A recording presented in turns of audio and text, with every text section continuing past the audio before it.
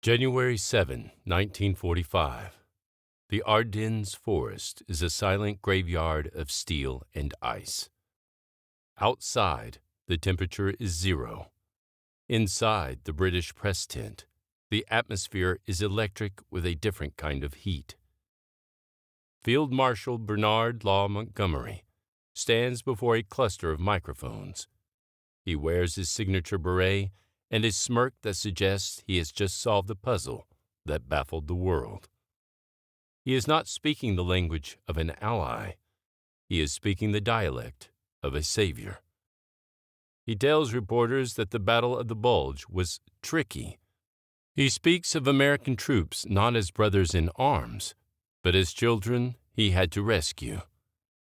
In the cold transcript of his speech, the word "I" appears with a frequency that defies military modesty. To the journalists, it is a hero's victory lap. But 300 miles away, at the Supreme Allied Headquarters, General Dwight D. Eisenhower holds that transcript. His hands shake with a rare, cold fury. For 3 years, Eisenhower has played the diplomat. He has swallowed insults and mediated egos. He treated the alliance as a team sport. But today, he realizes his field marshal is no longer playing for the team. He is playing for the history books. Eisenhower picks up a pen. He isn't drafting a battle plan. He is drafting an ultimatum. This is the strategic autopsy of the day the Kansas politician finally drew a line in the snow. He told the most famous soldier in the British Empire to shut up or get out.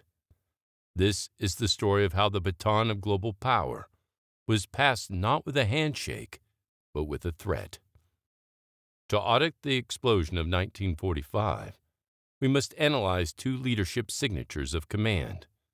They were forced into a toxic marriage. Dwight Ike Eisenhower was a creature of consensus. His genius was not in moving tanks, but in moving people. He was a politician in uniform. His primary priority was trust. He understood that a coalition is only as strong as its weakest ego. He viewed the war as a collective endeavor. Bernard "Monty" Montgomery was a creature of methodology. Monty didn't view the war as a team sport. He saw it as a solo performance. He was the star. The Americans were the supporting cast. His narcissism acted as a psychological blindfold. He considered Eisenhower a strategic amateur, a nice chap better suited for logistics than real fighting. In 1942, the dialect favored Monty. Britain was the senior partner. They had the experience and the bases. They provided the tactical steel of the early war. But by 1945, the tectonic plates had shifted. The United States provided 80% of the men and 90% of the equipment. The student had become the master of the board. But Montgomery was still speaking the dialect of 1942. He failed to realize that the billionaire's handshake belongs to the man providing the ammunition. Montgomery lived in a mobile tactile trailer. He was surrounded by portraits of enemy generals he had defeated. He lived in a bubble of his own brilliance. He thought he was indispensable. He was about to learn that in Eisenhower's audit, no man is bigger than the mission. The conflict was a doctrinal clash over the geometry of victory. It was a disagreement that would determine how the map of Europe was drawn and whose name would sign the bottom. Eisenhower championed the broad front. His logic was built on the industrial weight of American industry. He wanted to squeeze the Third Reich across its entire border, from the North Sea to the Swiss frontier. He sought to stretch German resources until the structural elastic snapped. It was a strategy of attrition. It was safe. It was industrial. It was undeniably American. Montgomery loathed it. He called it dithering. He believed the broad front was the dialect of a man who didn't know how to win a war, only how to manage one. He proposed the single thrust. He wanted a concentrated, narrow dagger strike into the heart of the Ruhr. This was the industrial engine of Germany. He demanded that Eisenhower halt all other American armies in their tracks. He wanted every drop of fuel and every shell diverted to his British 21st Army Group. Monty's audit was simple. Give him the resources, and he would end the war by Christmas. Ike's audit was more complex. He knew a single thrust created a single point of strategic failure. If Monty stalled or was flanked, the entire Allied line would become a sitting duck. Ike also understood the political arithmetic. General George Patton and General Omar Bradley were leading massive, battle-hardened American forces. If Ike told Patton to shut off his engine so a British general could take the glory, the American public would revolt. Eisenhower wasn't just managing tanks. He was balancing the dialect of nations. Montgomery ignored the politics. To him, politics was a distraction from the professionalism of war. He viewed Eisenhower's refusal as hard proof of cowardice and amateurism. He began a campaign of subversion. He began writing secret and personal letters to London. He claimed Ike had no grip on the war. He was bypassing the chain of command. He spoke directly to the British chiefs of staff to undermine his own supreme commander. He was treating the alliance as a rigid hierarchy, with himself at the top. This was a direct challenge to Eisenhower's command authority. Ike had been remarkably patient. He even survived the failure of Operation Market Garden. Market Garden was Monty's own single thrust. It had ended in a bloodbath at Arnhem. Instead of sacking Montgomery, Eisenhower had been a gentleman. He protected Monty's reputation to keep the alliance from fracturing. But Monty mistook Eisenhower's patience for weakness. He believed he was the only pro in a room full of amateurs. He thought he could bully the Kansas politician into submission. He was wrong. The Broad Front was about to face its ultimate test in the snow of the Ardennes. The German Ardennes offensive, the Battle of the Bulge, was a moment of supreme crisis. It was a strategic shock that would force Eisenhower to make a desperate move. He would hand Montgomery temporary command of over 200,000 American soldiers. It was a move to stabilize the northern flank. It was a gift of necessity. It was a gift that Monty would use not as a tool for victory, but as a polity weapon to humiliate his American peers. The stage was set for a confrontation, one that would forever change the balance of power between the British Empire and the American Republic. The single thrust debate was over. The battle for the soul of the alliance had begun. On December 16, 1944, the ghost front of the Ardennes exploded. Hitler had launched his final desperate gamble, Operation Watch on the Rhine. 25 German divisions crashed through a thin line of exhausted American recruits. It was a masterpiece of surprise. It was also a logical disaster for the Allied command structure. The German bulge didn't just tear through the forest, it tore through the telephone lines. General Omar Bradley was the commander of the 12th Army Group. He was based in Luxembourg. The German penetration was so deep that it severed its connection to his northern forces, specifically the U.S. 1st and 9th Armies. Bradley was blind. He was commanding armies he couldn't talk to. Eisenhower sat in his headquarters at Versailles. He looked at the map. He saw bureaucratic decapitation. The Allied front had been physically sliced in two. Ike made a decision that was cold, clinical, and tactically necessary. He decided to split the command along the axis of the German breakthrough. He took the U.S. First Army under Courtney Hodges and the U.S. Ninth Army under William Simpson, and he handed them to Bernard Montgomery. It was a transfer of over 200,000 American soldiers to a British field marshal.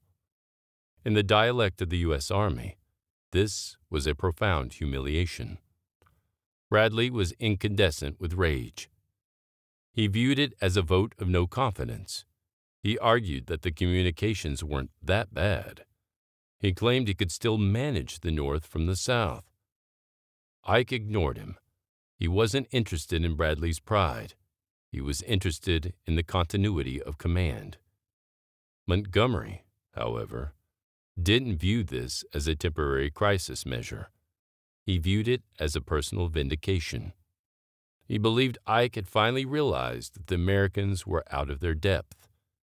He thought the headmaster had been called in to fix the amateurs' mess. Monty didn't just take command. He staged an entrance.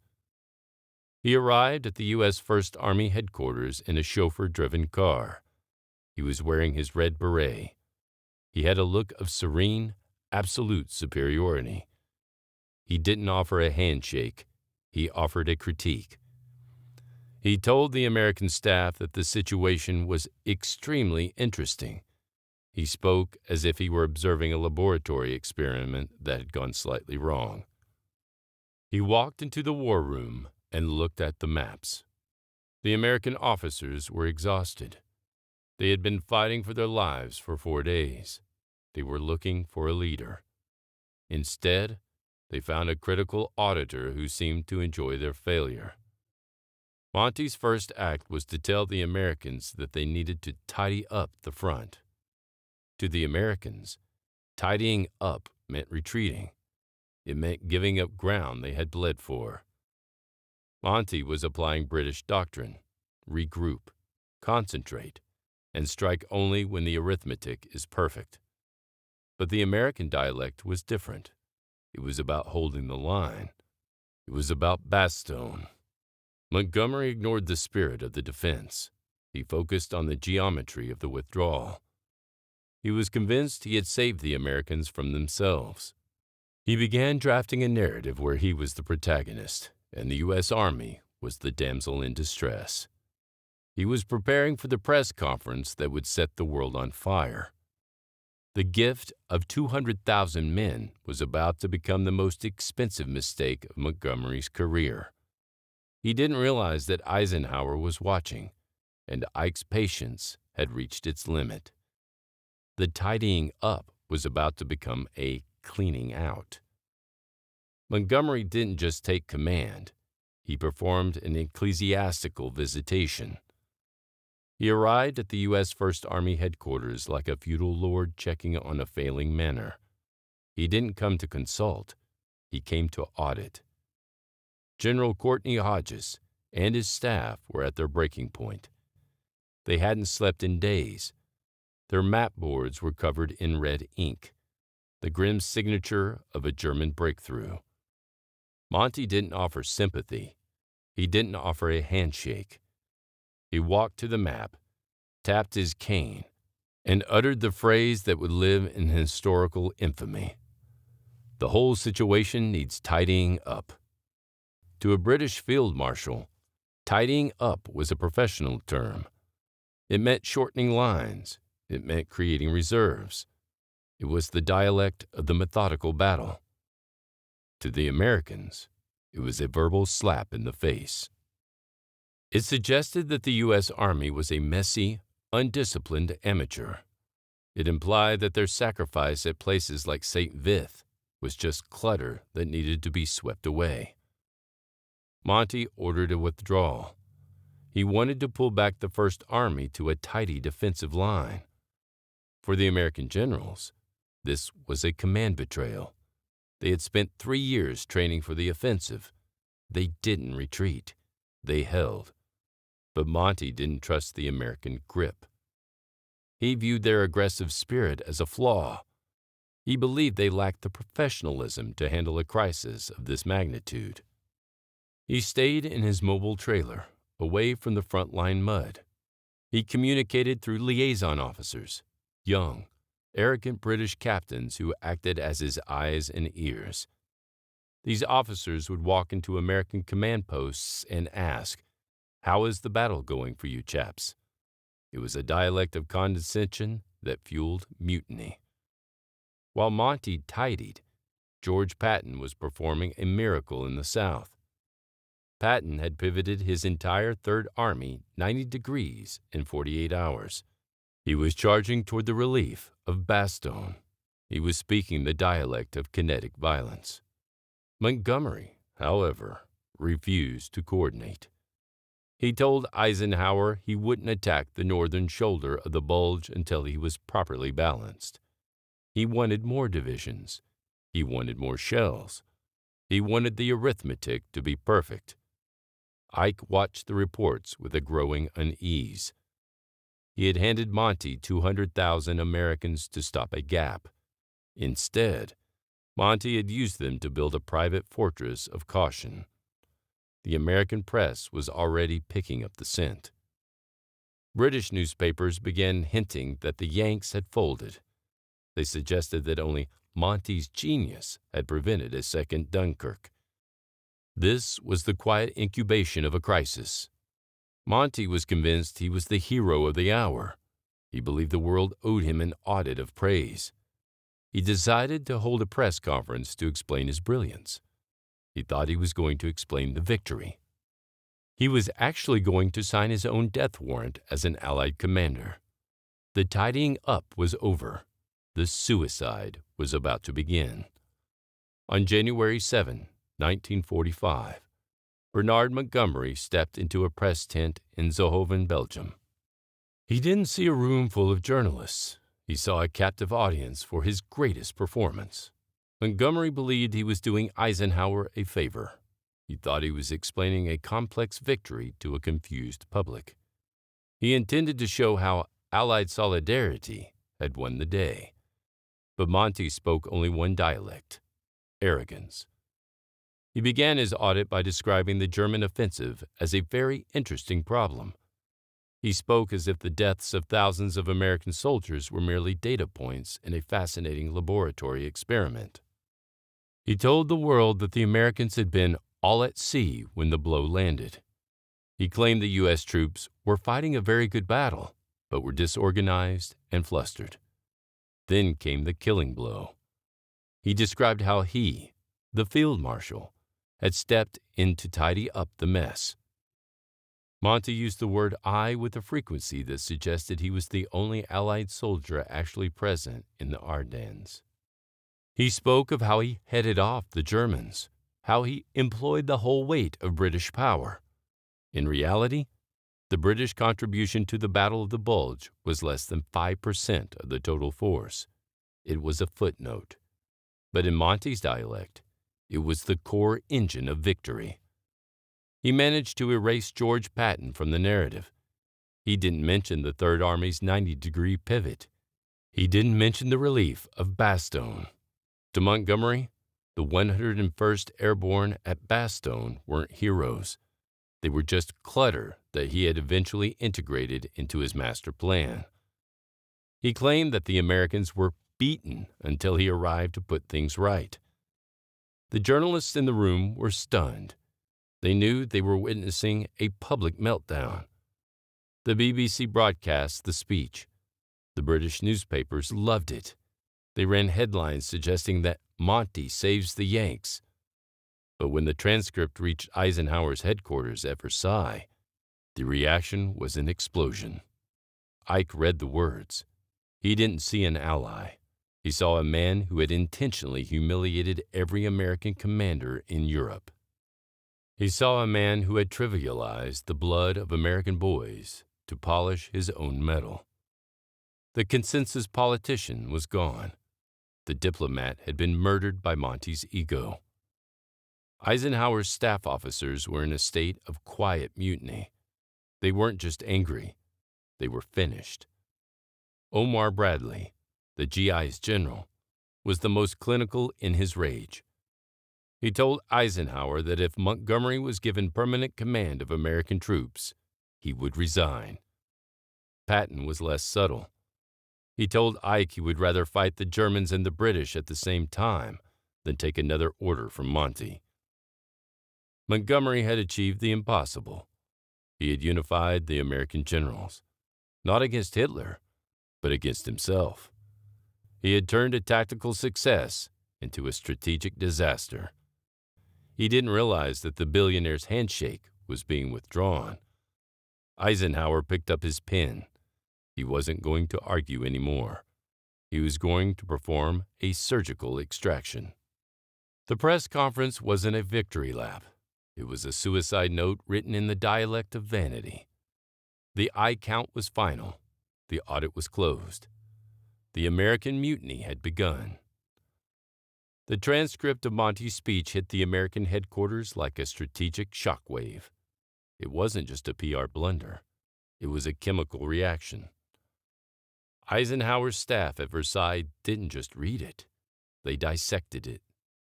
The I count was offensive. The tone was lethal. It was an insult to every man wearing a U.S. uniform. Omar Bradley was the first to speak the language of ultimatum. He was usually the consensual general, the quiet professional, the GI's general. But Monty's claim that the Americans were flustered broke his patience. Bradley walked into Eisenhower's office. He didn't sit down. "Ike, I cannot serve under Montgomery," he said. His voice was cold. It was a declaration of a dead end. He told Eisenhower that if Monty were given permanent command of American armies, he would resign. He wasn't bluffing. He was offering a formal resignation. He told Ike he would rather go home than see American soldiers used as props for a British ego. Then came George Patton. Patton didn't care about tidying up. He cared about the dialect of kinetic violence. He told Eisenhower that Monty was a little fart. He suggested the British were taking credit for American blood. Patton told Ike he would rather fight the Germans and the British at the same time than take another order from Monty. The American press was also in a state of kinetic fury.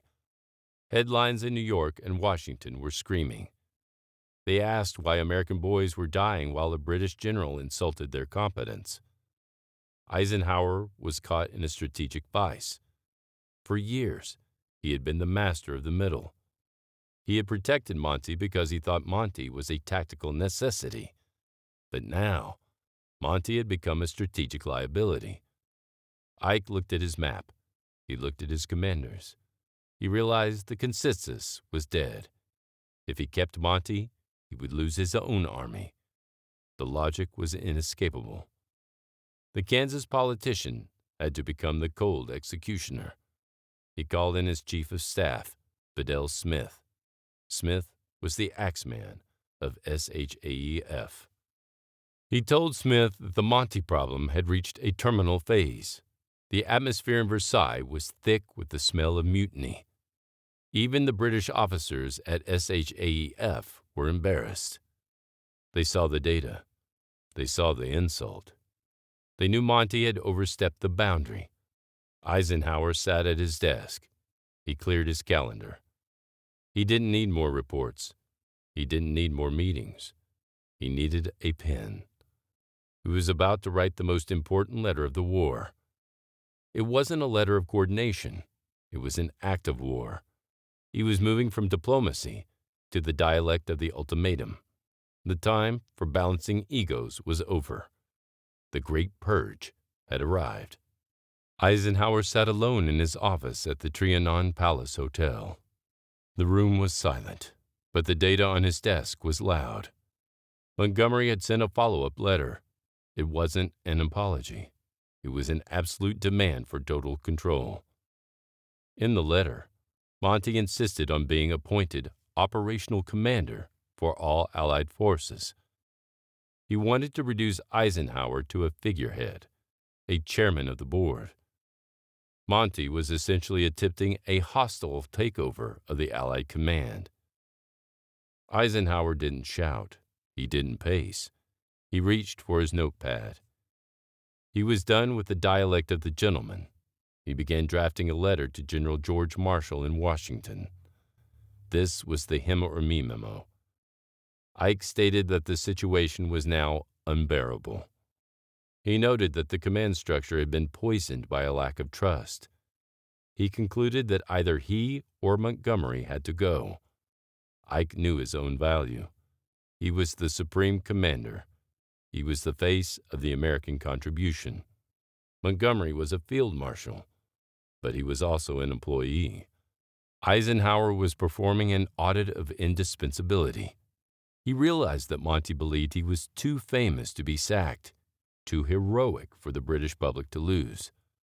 Ike decided to test that theory. He drafted a formal cable to the British Chiefs of Staff. It was a request for Montgomery's relief of command. He was calling the British bluff. He knew that if it came to a choice between the British Field Marshal and the American Supreme Commander, the British would have to fold. Why? Because the Americans owned the industrial supply chain. They had the tanks. They had the fuel. They had the men. The British Empire was fighting on borrowed time and borrowed equipment. Eisenhower was speaking the dialect of the superpower. He handed the draft to his chief of staff, Bedell Smith. "Send it," Ike said. The air in the room was electric. This was the moment the Kansas politician became the global arbiter. But there was one man who saw the collision coming. Francis Freddy de Guingond, Monty's chief of staff, the man who spent his life cleaning up Monty's messes. De Guingond saw the draft of the ultimatum. He saw the end of Monty's career. He realized he had less than 24 hours to prevent the suicide. The flight through the blizzard was about to begin. The line had been drawn. Now, Monty had to decide which side he was on. Freddy de Guingond was the strategic mop for Montgomery's ego. As Monty's chief of staff, he spent the war translating Monty's arrogance into something the Americans could stomach. On January 10, de Guingond flew to Versailles. He didn't find a diplomatic reception. He found a professional execution zone. Bedell Smith, Eisenhower's axeman, met him with a cold stare. He didn't offer tea. He handed de Guingond the draft of the ultimatum. The message was clear. Eisenhower had requested Monty's immediate relief. The reality hit de Guingond like a physical blow. Monty wasn't just in trouble. He was discardable. De Guingond begged for 24 hours. He promised he could fix the unfixable. Smith looked at the clock. He gave him until the next morning. De Guingond took off in a blizzard. The flight back to Monty's headquarters was a nightmare. The weather was lethal. The visibility was zero. He landed on a frozen strip and drove through the snow to Monty's mobile trailer. He walked in and found the field marshal in a state of delusional serenity. Monty was still convinced he was the hero of the hour. He was drafting more advice for Eisenhower. De Guingond didn't bow. He didn't sugarcoat. He performed a surgical intervention. "Sir, you are finished," he said. Monty laughed. He thought it was a joke. He believed the British public would never allow his sacking. De Guingond laid out the arithmetic. He told Monty that Eisenhower was prepared to resign if Monty wasn't fired, and Washington would back Ike. He told Monty that the Americans had reached their limit of tolerance. They were prepared to cut off the British supply chain if necessary. The smirk finally vanished. The narcissism cracked. For the first time in the war, Montgomery looked at the map and saw himself as a liability. He realized that his single thrust had finally run him off a cliff. De Guingond didn't just bring bad news. He brought life draft. He had already drafted an apology. It was written in a dialect Monty had never spoken. Humility. He told Monty he had to sign it immediately. No edits, no I statements. Montgomery sat at his desk. The headmaster was now the student being told to stay after class. He picked up his pen. He wasn't signing a victory. He was signing a retraction of ego. The static in the snow was about to be replaced by the silence of a man who had finally met his master. The ultimatum was on the desk in Versailles. The clock was ticking. The billionaire's handshake was gone. Only the subordinate's signature remained. Montgomery's pen moved across the paper. For once, he wasn't writing the dialect of a hero. He was writing the dialect of a subordinate. He signed the letter. Your very devoted subordinate, Monty. It was a masterpiece of strategic retreat. He didn't just apologize. He surrendered his ego. He admitted that the broad front was the only way forward. He renounced his demand for total control. Freddy de Guigon flew the letter back to Versailles. He didn't wait for the weather to clear. He knew the clock was at 0. He walked into Eisenhower's office. He handed him the paper. Eisenhower read it in silence. He didn't gloat. He didn't celebrate. He simply picked up his own draft of the ultimatum and threw it into the wastebasket.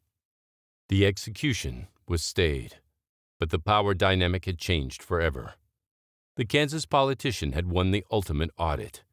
He had proven that he could break the most famous soldier in the British Empire without firing a single shot. Montgomery returned to his troops. He was still a field marshal. He still had his beret, but he was now a fragment of his former self. He would never again challenge Eisenhower's authority. He would never again demand a single thrust. The billionaire's handshake was no longer a metaphor. It was a reality. The United States was now the senior partner in the marriage. The British Empire was a junior creditor.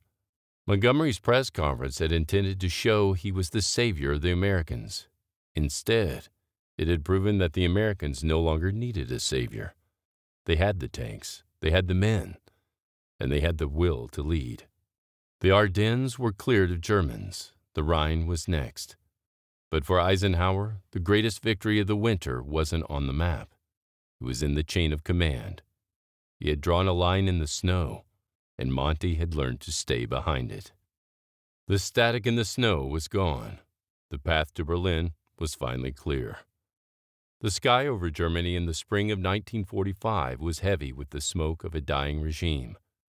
But the audit of the war's end reveals a different story. It wasn't just about the collapse of the Third Reich. It was about the ascension of the American Republic. The clash between Eisenhower and Montgomery wasn't a petty argument between two generals. It was a trial of character versus competence. Montgomery was brilliant. He was competent, but he lacked the character to be a teammate. Eisenhower was a politician. He was a consensus builder, but he had the character to draw a line when the mission was at stake. The billionaire's nod, the CEO's handshake, the artist's glance. A language spoken without a single word, understood only by those who matter. Your understanding of leadership is your dialect. If this autopsy of the alliance's most dangerous hour was compelling, acknowledge the data by liking this video. Your support is the raw material that keeps this channel running. Subscribe for more stories of strategic brilliance and the engineering of power. Leave a comment below. Did Eisenhower wait too long to draw the line? Or was his patience his greatest weapon? Thank you for watching, and thank you for demanding the whole story.